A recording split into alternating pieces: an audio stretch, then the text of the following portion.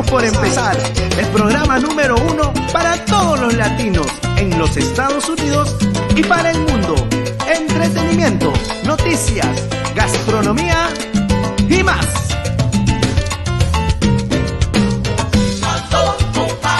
Cocinando, regalos y premios, sorpresas, tú tienes que estar atento a Marilyn. De Magazine. Ya comienza y está aquí, Cocinando con Marilyn. Y no se olviden sintonizar el programa número 1 de la televisión digital para todos los latinos en el mundo, Cocinando con Marilyn. ¡Llévala!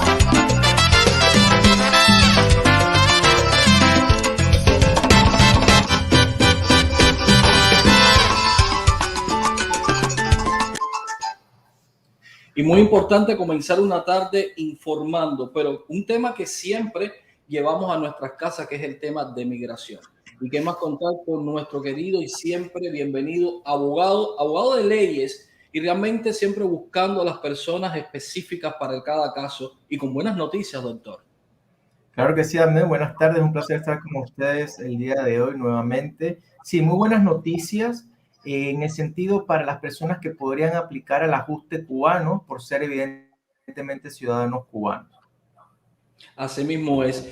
Cuando entraban por la frontera, entregaban un documento que comenzaba con una letra A. Todo el mundo pensaba que era un parole y todo el mundo se dirigía tal vez a las oficinas de gobierno y allí desafortunadamente le decían que no podían hacer el proceso porque no era un parole, ya que no había un caso específico, es decir, un caso abierto para poder iniciar algún trámite. Pero hace poco vimos la gran noticia que sí se ganó esto que estaban pidiendo y ahora pasa a ser un parole. Es así, en realidad, y basado en la decisión de la Corte del Distrito Sur de la Florida, en el caso Robelo versus Mallorca, el Servicio de Ciudadanía e Inmigración de los Estados Unidos ha emitido un comunicado. Básicamente, en este comunicado explican que las personas de ciudadanía cubana, ¿verdad? Los cubanos que han entrado a los Estados Unidos y han sido categorizados como arriving aliens. Arriving aliens es una persona que se presenta en un puerto de entrada, ¿verdad? Este tipo de personas, si han sido liberadas entre enero 12 del 2017 y noviembre 17 de 2021, al ser liberadas bajo palabra con el formulario I-220A o bajo fianza y una fianza emitida por ICE o el Departamento de Seguridad Nacional DHS, podrían aplicar para el ajuste cubano. Básicamente, este documento, la I-220A o la fianza de DHS, funcionaría como un parol. Aunque no es un parol per se, para efectos del ajuste cubano, estaría beneficiando a estas personas para poder aplicar a la residencia una vez más bajo el ajuste cubano. Doctor, cuando hablamos de beneficio, se puede hablar también que se puede pedir una licencia de conducción, un Social Security, pero ¿habría que esperar ese año un día o ya con este documento se pueden presentar a las oficinas? Porque muchas veces han ido y le han dicho que no, que eso no es un documento para ellos elaborar este tipo de trámite.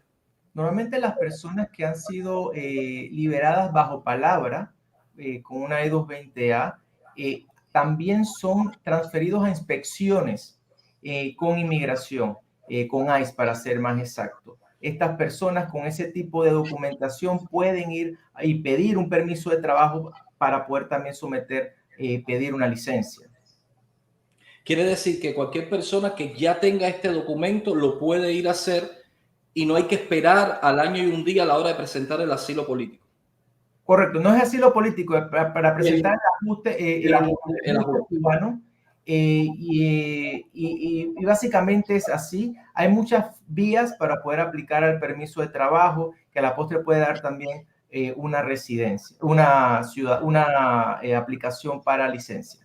Hablemos de las personas que están antes de la fecha aprobada para este tipo de documentos. ¿Cómo puede hacer para poder legalizarse dentro del país? Porque empezó con una fecha y termina en otra. ¿Cómo las personas anteriores lo pueden hacer? Claro, habría que ver si estas personas que han entrado anteriormente, antes, que han sido liberadas, no que entraron, que han sido liberadas con la E220A o confianza de HS, si han sido liberadas antes de enero 12 del 2017, habría que ver si estas personas han obtenido un parol previamente, si están casadas con un ciudadano americano. Tendría que hacerse un estudio un poco más a profundidad para poder ver entonces cómo podemos ayudar. Fue un gran logro, también algo más tranquilo para los abogados buscar la vía de soluciones. ¿Qué se debe de presentar aparte de este documento cuando la persona vaya a su oficina para hacer este trámite? ¿Es solamente este papel o algo más? No, hay que someter la aplicación I-485, que es la aplicación necesaria para el ajuste de estatus, también para el ajuste de estatus bajo el ajuste de estatus cubano, ¿verdad? Y hay que someter la mayor cantidad de documentación posible para probar, uno, que esta persona es de origen cubano, ¿verdad? Ciudadana cubana. Dos, que es un arriving alien, por lo tanto no es una persona que entró por la frontera de forma indocumentada, sino que se presentó en un puerto de entrada y en muchos casos pidiendo asilo, pidiendo otro tipo de beneficio. También hay que probar evidentemente que la persona fue liberada entre las fechas que ya hemos mencionado y que se le otorgó una I-220A o una fianza por parte de inmigración, en este caso de ICE y el Departamento de Seguridad Nacional. Muchas personas, y lo han puesto en las redes sociales, a veces tienen miedo de ir solos a una oficina de migración porque dicen que hasta a veces le han quitado este documento cuando se han presentado. Otras personas dicen que le dan un teléfono para todos los días en una hora específica tirarse una foto hasta el día que tenga la corte. ¿Cómo se puede trabajar y decirle al mundo entero que no pueden ir solo a una oficina de migración porque los abogados defienden los derechos y ellos defienden a un gobierno? ¿Cómo se puede trabajar esto, doctor, para que las personas entiendan? Creo que te estás refiriendo a las inspecciones en ICE.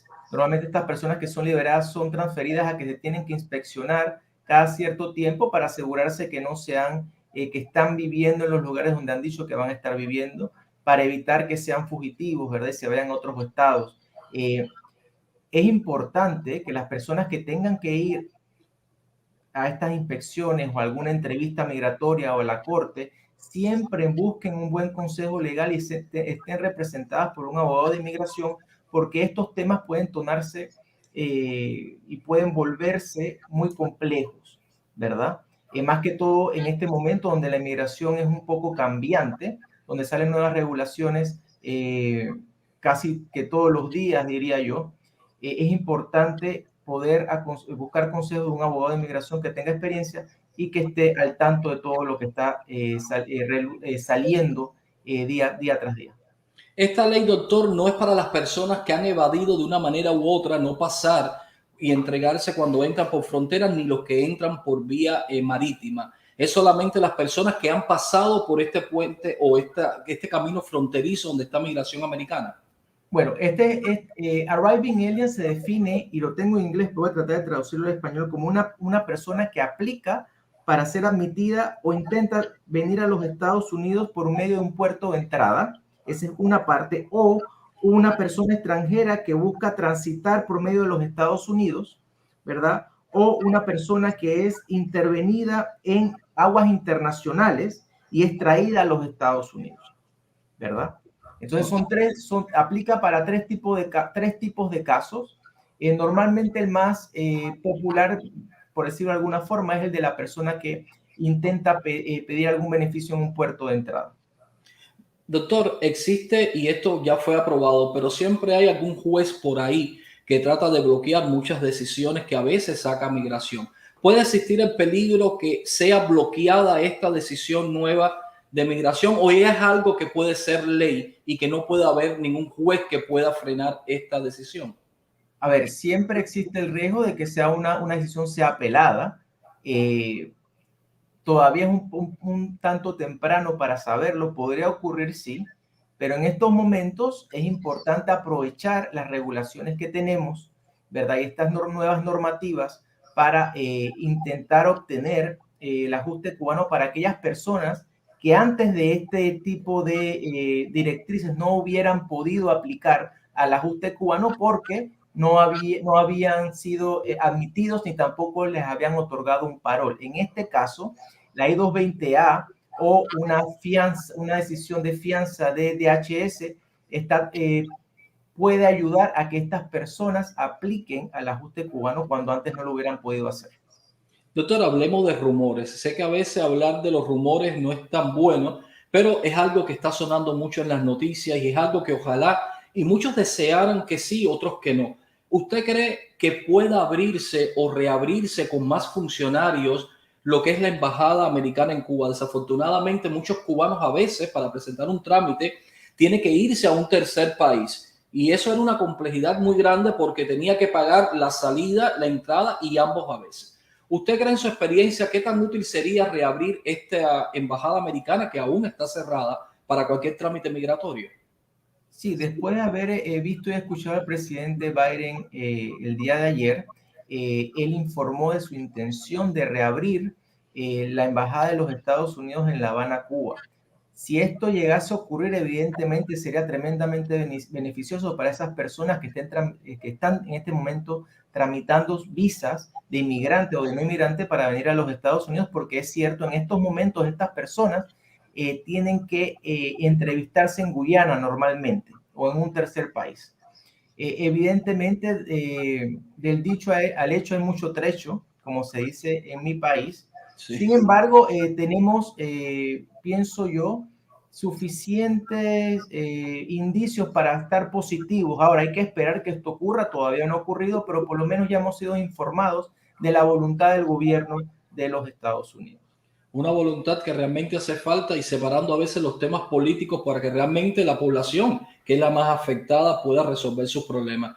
¿Qué tan fácil o tan difícil sería ya cuando abra, si Dios quiera y abre, y seguir haciendo trámites a través, de ejemplo, de una oficina de abogado? A veces llenamos una solicitud, una petición familiar o una reclamación de padres que a veces las personas piensan que por ser ciudadanos americanos ya le van a aprobar la reunificación y a veces no es así.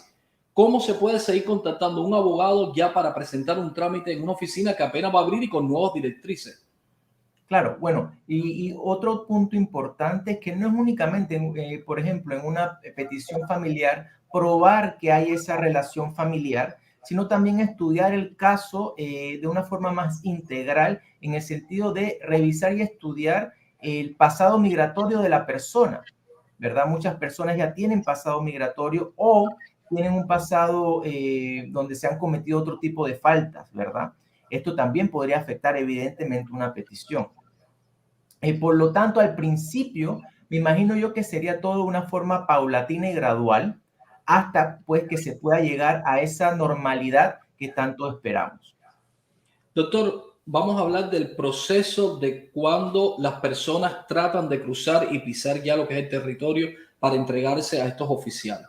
¿Cómo es el proceso? Porque a veces, y hoy hemos oído cuando empezó el gobierno de Trump y de Biden, de las famosas campañas casitas que hacen, te procesan y te dejan. A veces hay muchos cubanos que ya tienen esta I-220 antes de esta nueva ley y están allí. ¿Cómo puede hacer ese cubano que ya está allí para tratar de ver si puede presentar los documentos y presentarse aquí en Estados Unidos y buscar las manos de un buen abogado? Bueno, en este momento la situación en la frontera es un tanto impredecible. Hay personas que se presentan en el puerto de entrada e indican que tienen miedo, por ejemplo, y miedo verdadero, pues, pidiendo asilo, se le hace su entrevista de miedo creíble y a estas personas, algunas son, se les permite entrar, son detenidas y después liberadas por medio de una I-220A o una fianza de DHS, de ICE. Otras personas simplemente no se les permite entrar porque se piensa que no pasan la entrevista de miedo creíble. Y otras personas se quedan en México bajo el programa MPP o Quédate en México también. Entonces habría que ver qué tipo de circunstancia está afectando a la persona en específico para poder saber y ver cómo se podría beneficiar de esta nueva normativa. Evidentemente hay que comprender también que para que una persona se beneficie del ajuste cubano, además de tener un paro o haber sido admitido o haber sido otorgado la I-220A o una fianza por DHS, la persona tiene que, antes de poder someter al ajuste cubano, probar que ha estado en los Estados Unidos por un año. Cuando usted habla de una fianza, ¿la persona no sale con esa I-220 o sale con la fianza y la I-220A? Normalmente con la fianza únicamente, porque son dos tipos de liberaciones, si se quiere decir de alguna forma, diferentes. La I-220A es liberar a la persona bajo palabra, no fianza. Y hay otra, pues, que es verdaderamente una fianza, hay que pagar para poder ser puesto en libertad. Así que son diferentes, pero para propósitos del ajuste cubano juegan el mismo rol. Juegan el mismo rol. Doctor, pero cuando ellos van y adquieren, vamos a suponer que salen bajo palabra, después dentro del país, si ya estando aquí adentro, ¿puede adquirir una I-220A? Normalmente cuando la persona sale bajo palabra, sale por medio de la I-220A. Le dan ese documento siempre. Correcto. O deben hacerlo, por lo menos el proceso normal para poder liberar a una persona bajo palabra. Es necesario revisar antes de firmar, porque a veces veo que muchos de esos documentos hay una firma. ¿Qué tan necesario es? Porque a veces el idioma es el inglés y muchos no hablan el idioma inglés, pero te hacen firmar. ¿Qué tan delicado es esa firma o cómo se puede, antes de firmar ese documento, estar seguro de lo que está haciendo? Evidentemente, siempre recomiendo que la persona, cuando esté en este punto de su caso, ya tenga representación de un abogado de inmigración. Como lo hemos hablado anteriormente, hay que tener mucho cuidado con lo que se firma, hay que poder leer el documento y entenderlo para firmar. Por lo tanto, tienen que asegurarse que el documento es un documento para ser liberado bajo palabra y que efectivamente sea el I-220A.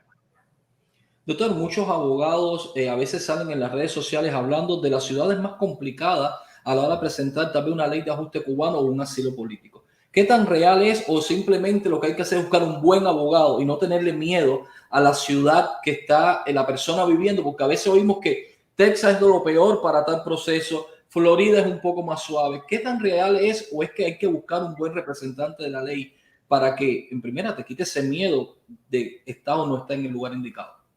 Evidentemente, el caso va a depender de sus propios méritos. También es importante mencionar, sin embargo, que sí existe una cuota de discreción en muchos de los casos. Por lo tanto, no depende tanto de una corte en específico. En algunos casos sí, en algunos casos va a depender simplemente del juez que esté a cargo del caso, pero pienso que lo más importante es construir un caso verdadero, un caso sólido, para que se pueda ganar independientemente del juez o el oficial que esté encargado del caso. Perfecto. Doctor, hablemos del permiso de trabajo. Ya cuando empieza este proceso a andar, ¿solicitarían ya las personas ahora con esta nueva ley el permiso de trabajo o ya tiene que estar aprobado algo en el caso para que este permiso de trabajo empiece a funcionar? La I-485, que es la aplicación para el ajuste, se puede someter al mismo tiempo que con la I-765, que es la aplicación para el permiso de trabajo. Se someten los dos a la misma vez, básicamente. No hay que esperar. Si la persona haya sido inspeccionada, se puede someter una aplicación de permiso de trabajo basado en esa inspección y no en el ajuste cubano. Habría que ver los documentos, habría que estudiarlos para intentar obtener un permiso de trabajo de forma válida antes de someter el ajuste cubano. A veces decimos somos cubanos y las personas piensan que ya tienen todo ganado y no es tan así. Es correcto. ¿Cómo? Porque a veces yo digo, yo soy cubano y ya gané el asilo, ya la ley de ajuste cubano la tengo. ¿Cómo es tan importante saber cómo jugar las piezas fundamentales para este caso? Claro que sí. Ser cubano y poder aplicar al ajuste cubano es la primera parte del análisis. Después tenemos que ver, y como lo hemos mencionado anteriormente, estudiar de forma integral la historia migratoria de esta persona, si ha cometido algún crimen, si no ha cometido crímenes. Es un proceso holístico en el que hay que estudiar todos los factores del caso. ¿Qué mensaje usted le da a todas esas personas que todavía siguen llegando porque son miles y miles. Cuando ponen las noticias vemos las fronteras que parecen hormiguitas de tanta cantidad de personas que hay. ¿Qué mensaje usted le da a esas personas que hoy se van a enfrentar y que no huyan a pasar por un proceso que es el chequeo para poder obtener esa I-220? Creo que sí, lo primero es siempre decir la verdad. Lo segundo es leer los documentos que se le entregan, entender el proceso. El tercero es intentar buscar la ayuda de un abogado de inmigración a principios del proceso, para asegurarse de que todo se haga de la mejor forma desde el principio. Así mismo es, doctor. Entonces, otro consejo es más, si logran abrir la embajada cubana en La Habana, de Estados Unidos en La Habana, entonces también sería recomendable siempre buscar ayuda de un abogado, porque a veces las personas ponen todos los documentos, todo lo que puede existir para reclamar un familiar o para presentar una visa de turismo, una visa de estudiante, pero a veces se vuelven locos y llenan los formularios y siempre hay algo que hace que el cónsul en la entrevista se dé cuenta que hubo un mal proceso. Claro que sí, la primera parte de un proceso consular es someter la aplicación, en este caso una petición, para ser más exactos. La segunda parte del proceso es su entrevista consular. La persona debe ir preparada para evitar que existan o nazcan confusiones el día de la entrevista que puedan afectar el caso o atrasarlo. Doctor, ¿existe solamente la I-220A o está la I-220B-C? ¿Existe eso o solamente es la I-220A? Porque a veces hay personas que dicen, no, pero a mí no me dieron esa y me dieron otra con otra letra. Habría que ver exactamente cuál fue la que recibió la persona. Evidentemente, si la persona ha sido liberada bajo palabra, sería la I-220A. Siempre va a ser la I-220A. Y como siempre, doctor, siempre agradeciéndole su información. Ahí vemos la información de usted y siempre es hora de buscar un buen abogado, porque a veces muchos a la hora de terminar el proceso o no lo terminan o simplemente hacen de nuevo correr a la persona. Primero agradecerle siempre y nos vemos muy pronto con más información que usted y ojalá que el gobierno también esté a disponibilidad de la población. Claro que sí, me ha sido un placer como siempre. Estaremos con ustedes pues la próxima semana. Gracias, cuídense mucho, lo queremos. Bye.